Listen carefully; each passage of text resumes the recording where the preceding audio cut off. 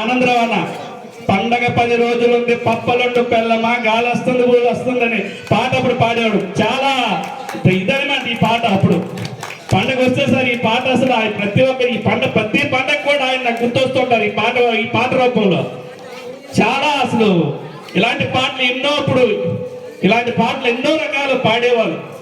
మనకి ఈరోజు ఈ ప్రధాన నాట్య మండలి గిడుగు రామూర్తి జానపద కళాపీఠం వారు ఇవి గుర్తు చేసినందుకు ధన్యవాదాలు తెలియజేసుకుంటూ, ఈ కార్యక్రమం యొక్క ముఖ్య ఉద్దేశం ట్రెండ్ మారుతుంది, యువత చెడుతో పడుతుంది, డాన్సులు అనుకొని రకరకాల చెడు ప్రవర్తనతో ఉన్నారు. వీటన్నిటినీ ఒక రకంగా మీరంతా యువతను గమనించాలి. ఈ కార్యక్రమం మీకే.